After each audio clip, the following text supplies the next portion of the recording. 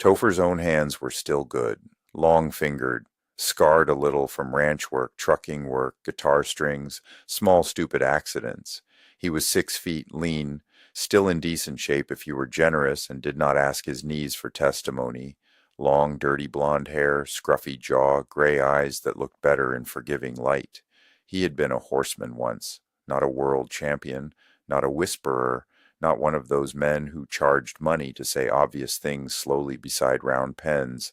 But he knew horses, he had worked ranches, he knew the smell of hay dust, leather warmed by sun, manure, rain on canvas, a horse's breath in cold morning. He knew the peace of large animals who did not care about your resume, but cared very much about whether you were lying with your body. He missed that peace. He missed dogs.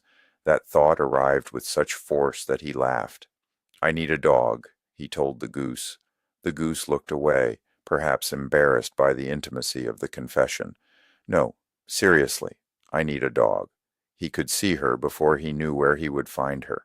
A border collie, female, too smart for his foolishness, eyes bright with the terrible burden of being surrounded by humans, not a puppy from some polished breeder website. That did not feel right.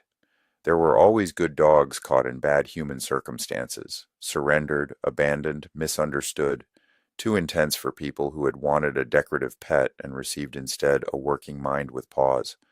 A rescue, then. Someone who needed work, someone who needed a person, someone who could look at him as if improvement was not optional. "And a horse," he said. The goose gave him nothing. "Fine, be emotionally unavailable." A horse too, but not bought like equipment, not acquired like a midlife accessory.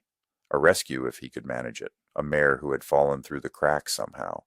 Too big, too expensive to keep, too old for someone's plan, too much horse for someone who had liked the idea better than the feeding bill, a horse with history in her bones. He pictured a dapple gray, a big one, Percheron. The thought steadied him. A dog and a horse. The radio played on. The river ground its winter bones together. Traffic hissed behind him. Somewhere in the city, a student was probably preparing to confuse backing a trailer with an act of faith. Topher sat very still. A horse. Not just owning one. Not just riding on weekends. Not just visiting some stable outside the city to pat a lesson horse and pretend the smell did not crack him open. A horse as direction. A horse as movement. A horse as refusal. He looked downriver toward where the ice went west in its slow, broken way. A ridiculous thought rose in him. Then, because he was experienced with ridiculous thoughts, he waited for it to pass. It did not pass. It improved itself. "What if?" he said. The goose turned its head back. "No, shut up. I'm thinking. What if he got a horse and rode? Not around Ottawa. Not some tidy charity trail ride with matching shirts and a barbecue after. Something properly stupid. Something large enough to frighten him back into his own life. Across Canada." He snorted. "Sure, fine, across Canada. Why not? People do things. Terry Fox ran until cancer stopped him. Rick Hansen wheeled around the world. Other people climb mountains, sail oceans, bicycle through hail, eat gas station sandwiches in the name of personal transformation." He gestured with the joint and immediately checked the path. Empty. Good. I could ride a horse across Canada. Saying it aloud should have killed it. Instead, it stood up.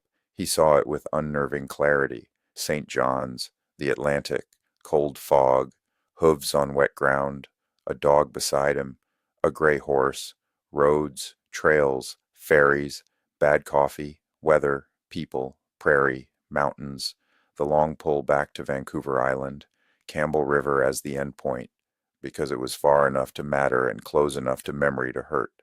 His heart gave one hard, foolish thump. Then his practical brain, which had been sleeping in a ditch for several minutes, woke up screaming, "With what money, genius?" That was a fair question. He was a commercial truck driving instructor. He did not possess cross-country horse odyssey money. He possessed rent, bills, a guitar he would not sell unless wolves were physically inside the apartment, and a heroic collection of mismatched socks. Horses required feed, farrier care, veterinary care, tack, transport, insurance, permits, backup plans, emergency funds, and humans with more sense than he had demonstrated in the last 90 seconds. He would need funding. Government funding? The phrase was so absurd, he smiled. Then he smiled wider. Oh, that would be funny. Not easy, not likely. But funny. He imagined the application.